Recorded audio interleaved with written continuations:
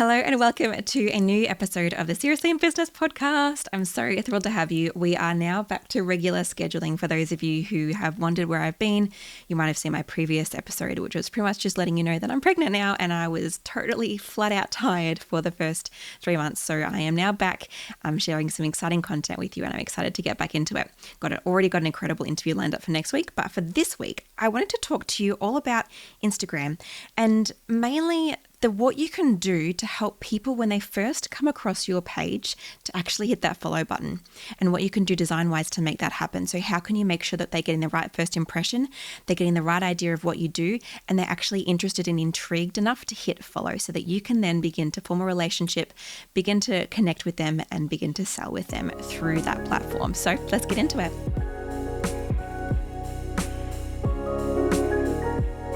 So I've put together a list here of what I wanted to share with you, and it's actually a lot longer than I thought it would be because there are so many little things that we can do as business owners to use design strategically and to use visuals strategically to make sure that we can do this right. And by visual, I just mean anything that your person, anything a follower can see of your page. That even includes your bio text. So we're going to get into that too.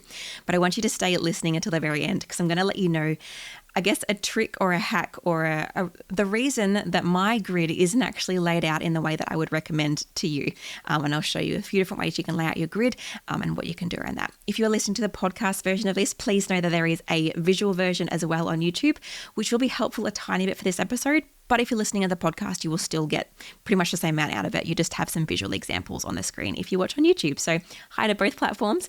Let's dive in. So the first thing I wanted to share with you is we really need to put on the lens of a stranger. Like, think about when someone is first coming to your Instagram. Where are they coming from? Have they potentially been suggested to them by a friend? Like, I often forward people's Instagrams to friends to say, oh, hey, follow this person because of they share X, Y, and Z topic and I know you're interested in that. Or follow this person, they posted this really funny reel, yada, yada, yada.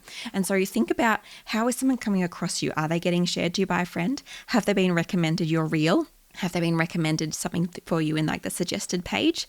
Or are they getting recommended to you by word of mouth and they're coming to hit you up because they've seen that someone said, oh, you should check out such and such, and they go to your Instagram first instead of going to your website first? I know most people, I actually usually go to their Instagram first because not only can I get to know their website and everything about them, but I can also get to know them personally. And so how people first coming across you and your page, that's really important to consider because it helps you to put your brain into the mindset of someone who's coming across your page, because you need to get out your Instagram and have a look at it and think, what's actually being told, what's being communicated right now to a stranger who may have had a friend say that I do this particular topic, or may have just seen a reel and have come to my page and actually don't know anything about what I do.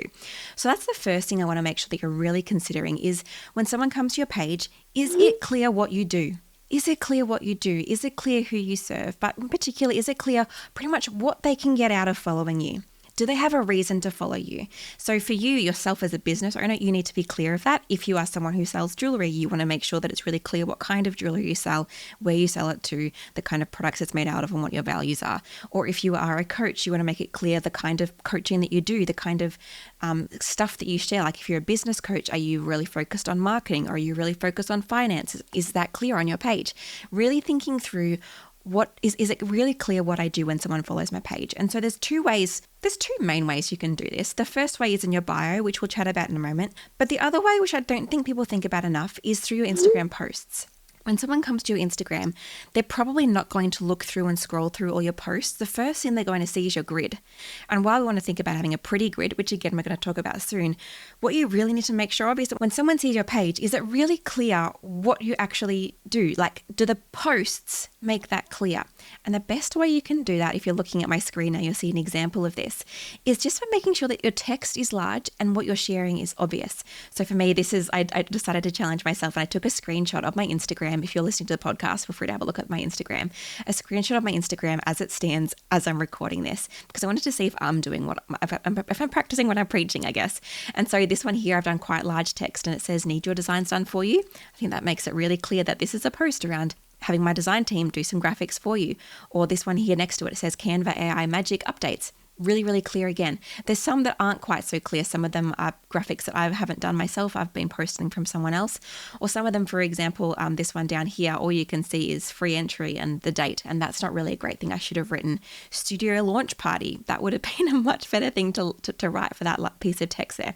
And so there's some of my posts where you can't actually tell what I'm sharing and why I'm sharing it. But lots of my posts you can. And so I'm trying to get better at this as well. And so when someone comes to your Instagram, can they see from the large text that's on your post what you actually do, what you're sharing, what are they going to learn? So when someone follows me, I want them to know that they can learn around design and design principles, design and branding. I want them to know that we can do their designs for them, or you can have a course and you can learn from me. I want you to know that I'm going to teach you CANVA, and I want you to know that I'm going to teach you some I'm a real thought leader in this kind of industry. Like, can you tell that from my Instagram grid and the posts that you can see at a glance when you first arrive at my grid? And so be really looking at your grid with a really critical eye and think, is the text on my posts large enough? Is the text on my posts relevant enough that someone could actually tell what I do at a glance? So making sure that that's the case. And the text is really large so that people can actually see it rather than having to click on each post and see what you do. Obviously, it's not going to be the case with every single post, particularly if you're sharing some photos. That's totally okay. I don't need every single post to be sharing this. But if at least 50% are, then you're going to make sure that you've got, okay, if I just did 50% of a phone screen when someone can see, is you're seeing at least probably 8 or 9 different posts that actually share what you're doing. And so that's going to make it really clear that someone's like, oh, actually, I'm interested in Canva updates. I'm interested in branding and design. I'm interested in getting my business having some great design on it. And then people might say, I want to follow you. But if they can't tell what you're sharing, they're not going to be interested in following you because they're not interested in what you're sharing. So make that really clear. All right. The next thing I want to talk about is your bio. So this obviously isn't a graphic design element, but it is a visual element and people are going to read this. And so if you just want to make sure that it's really clear in your bio what you say. So your bio is that text that is just sitting above your Instagram grid. It's sitting below your photo and it's just letting people know what you do. And so this one was a screenshot I took a while ago. My followers have changed vastly since now, this screenshot, if you're looking at the YouTube version. But I've written here, I help everyday people make their own business graphics. Super, super clear. I've got everyday people as like, I don't teach graphic designers. I teach everyday people. I say that I'm not just teaching you graphics, I'm teaching you business graphics. I tell people also what I do underneath that text. I've got design course and coaching. I teach you through design courses and coaching. I also give you a reason to follow. So I've written here, follow for design tips and inspiration. And so that's how people know why they're going to follow me. Why are they going to hit that follow button? Because they're going to get design tips and inspiration. I could probably even update that and make it more clear. Inspo is kind of a bit of a cop-out word. And I've got again, this is an older one, so I've got written here design hacks for DIYs, which used to be the name of my podcast. Right now it's got Seriously in Business podcast. So having on there, I guess, mainly who you serve and how you serve them is your most important parts, and maybe what a next step might be. Some people have hit the link in my bio for a freebie or something like that. You could definitely do that if you wanted to. But the main thing is that it's really, really clear that if someone didn't know you from a bar of soap, they can see what you do. You've also got in this section your display photo. So this is going to be the photo that represents you as a business at a glance. This is what people are going to connect to you and your brand when they're scrolling, when they see you on stories. Your bio photo and your display photo is what appears there. So I always recommend, particularly if you're any part of the face of your business, I really recommend having a photo of you in here. It doesn't have to be like this fandangled incredible photo, although I will talk about that soon. What I do want is something that's got your eyes in it. It's got your smile in it. If that's your brand, if you've got more of a serious brand, then obviously you don't have to smile. But it's something that people can really connect with you. And it's something that you don't change very often. If you change your photo too often, people can't begin to form a connection with it, which makes you harder to recognize when someone's following you inside their scroll or inside their Instagram story. So don't change that regularly. I do it every 6 months to a year. But just make sure it's got a photo of you or your logo if you're not putting a photo of you. And that if I like to add a little bit of branding to my photo, so I usually add in a bit of a purple background or some of my clouds or whatnot. And your Instagram highlights are also there. My Instagram highlights are nothing to write home about. Please don't use mine as an example, but in essence, kind of have it as a few of your different key offerings. Again, that when someone first comes to your page, can you make it clear what you do? Do you have a course? Maybe put some testimonials in there. Have like a start here thing, and you can have a few slides sharing what you do. Think about what you can post in your highlights that makes it clear and helps people to tell a full story there. All right, the next thing I wanted to share with you is your grid crop. This is a new thing that, well, not a new thing, but people don't seem to have grasped it yet. So it's something that's come across in the last year or two in Instagram, where you can now post an Instagram portrait size. So Instagram portrait size is that slightly taller post. It's not a square post, it's a tall post. And that's really, really great because it gives you more room to play with in your design, and it also takes up more room when someone's scrolling. You're just taking up more real estate, so that people are more likely to see your post, which is a win-win. However, your Instagram grid at the time of recording this is not cropped to a rectangle, it's cropped to a square, which means that no matter what size you post, whether it's a reel, whether it's a landscape image, whether it's a portrait image or a square image, it will all be cropped to a square. And so you really need to consider that, especially if you are posting reel covers or portrait posts. So if you're looking on the YouTube right now, you'll see that I've got lots of my post examples, and you'll see what they look like when they're cropped to a square. All the important information is always still there. Please make sure that you're keeping all of your text away from the edges of your design, particularly if you're doing a portrait post, so that when it crops to a square, none of your text is being weirdly cut off and not being readable, and therefore not telling people any sort of story when they first come to your grid, or it just looks a bit messy as well. So sometimes I do put text up the top and up the bottom. Maybe I put my logo down the bottom. Maybe I put just some decorative text up the top, but I'm never putting my main text up the top. And you'll just see if in these examples that there's plenty of imagery and interest in the top and the bottom of the designs, but it always crops really beautifully to a square. This is the same with your reel covers. These are getting cropped to a square as well, unless someone's viewing them inside the Reels tab. So it's really important that main text is always kept to that square. I challenge you to actually go to your Instagram grid right now and just see how many posts you have there that are cut off, particularly if you've been doing portrait posts or reel covers. So just keep that in mind. I've got a whole tutorial on how to actually do that design-wise, so I'll make sure I link that in the show notes and on the YouTube video.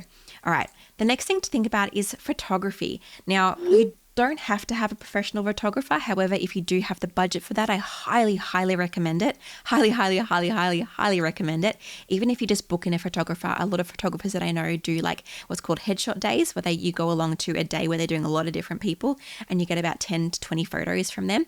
And I find that a really great way to get some good quality photos, which also helps with your content and sharing content and your website, everything.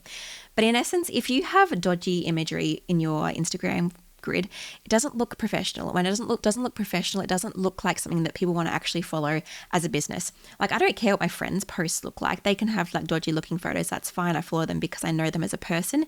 But as a business, we need to look professional. We need to look like, hey, I've actually thought about this business. I'm in it for the long run, and I really want you to come along for the ride. And so having professional photos really makes a big difference. If you don't have the budget for a professional photographer, you can still do your own photos just with your phone, but just really thinking about doing it well. If you're on YouTube, you can see an example here. I've got just a picture of me. These two photos were taken on my phone.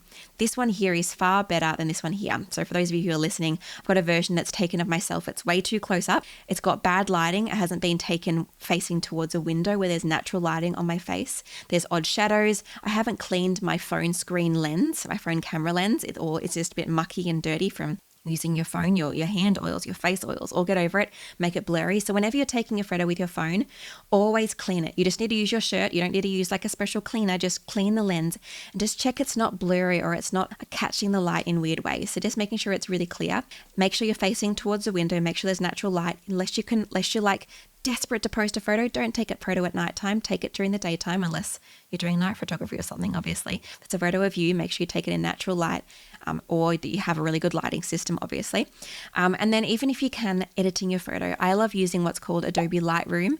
And Adobe Lightroom Mobile, so the mobile app of that, is totally free. You don't even need to have an Adobe subscription. You just need to have an Adobe free account, and you can use Adobe Lightroom Mobile. The best thing about that is you can actually get free presets that you can actually use and pop that on your photo and make sure to have a really consistent vibe, and it just really elevates it.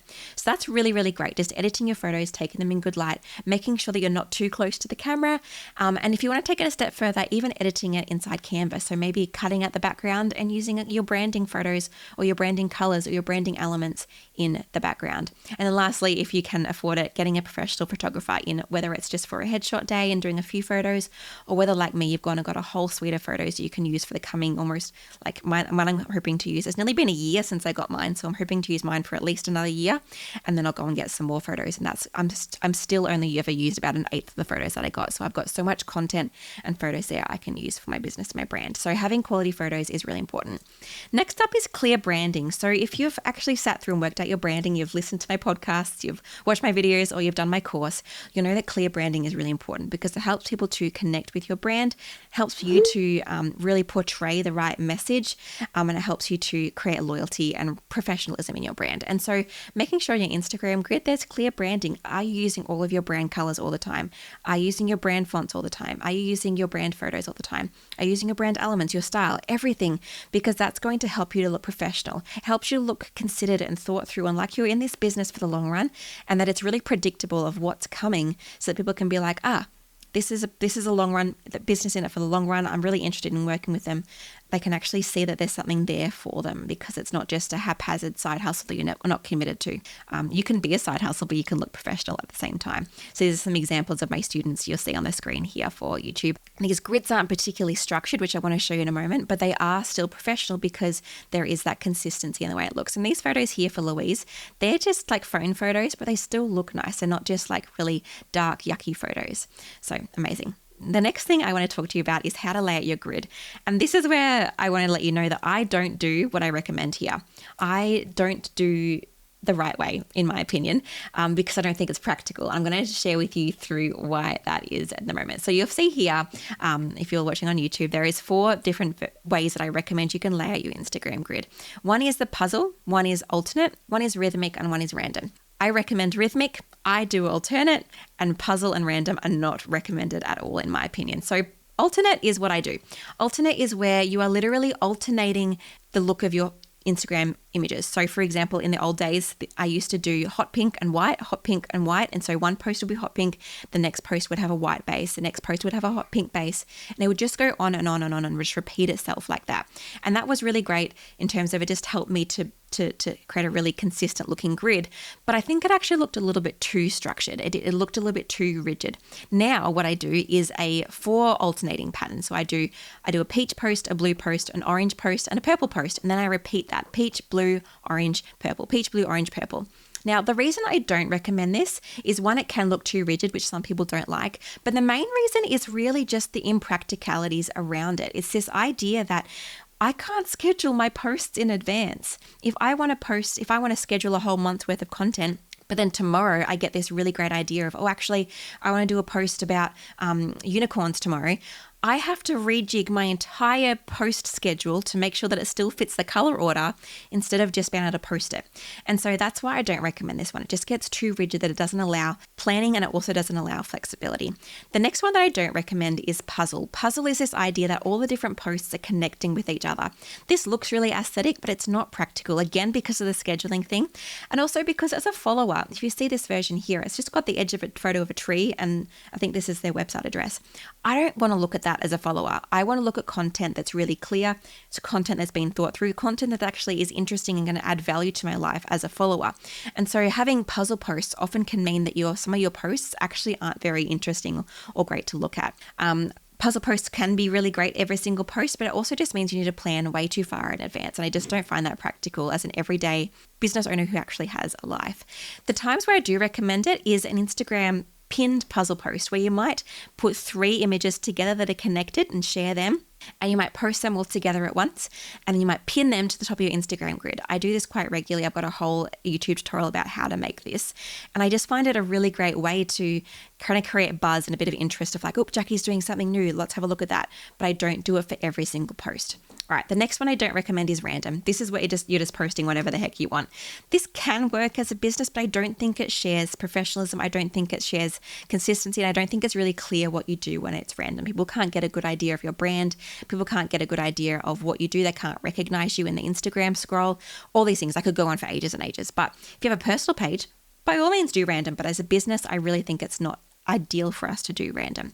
What I do recommend is called rhythmic. Rhythmic is this idea that it's not structured. You can post whatever the heck you want as long as it fits within your brand. And so say for Louise here, is mainly pink posts, blue posts, a photo post, pink posts, blue posts. For Darian here, we've got green posts, peach posts, orange posts, but there's no order to it. It's just random colors and combinations from her brand guide. Same with Ali here. And she's got a lot more photos in there, but it still looks professional, but doesn't look really rigid, and it doesn't hold her back from posting. The only tip I really need to give here is that you're not posting the same thing over and over and over again. You're not just posting 5 orange posts in a row. You're swapping that out with other colors inside your brand kit. And so you're not just posting 15 photos in a row and then 15 purple posts. You're kind of spreading them out. You're doing a purple post and a photo, then a tan post and a light purple post and another photo. And you're kind of creating some variation in that. My tip overall with your Instagram grid is just to make sure the overall layout is different, is alternating, is fancy and like not fancy, but it's got some variation in the amounts of text. Like some posts have lots of text, some posts only have a photo, some posts have a little bit of text, some posts have no text, some posts are certain colors, some posts are other colors. Just creating variation in that, because I've helped people to realize, hey, this isn't actually going to be a boring feed to follow. There's actually going to be interest here. It's going to be different. It's going to be interesting for me to be a follower of this page. Amazing. So those are the main things I wanted to share with you. Just making sure that you're really thinking through your Instagram. You're strategically considering what you want people to understand when they come and follow you, how you want them to interact with you, what you want to communicate at that time, and that visually it's appealing, it's professional, and it matches your whole brand as a goal. So thanks for listening. I hope you've enjoyed this episode. I would love to know which one was your favorite tip. Feel free to pop that into the comments on YouTube or message me on Instagram. I would love to know. And if you aren't already, make sure you are hitting subscribe on Instagram, or that you just hit follow on Instagram for me. Sorry, I said hit subscribe on Instagram. Hit subscribe on YouTube and hit follow on Instagram. I would love to teach you all things about branding, design, CANVA, and all those things, and also just interact with you. So feel free to say hi, Jacqui. I come and follow you from the Instagram following episode. So thanks for listening, and I'll see you next week for another episode. Bye.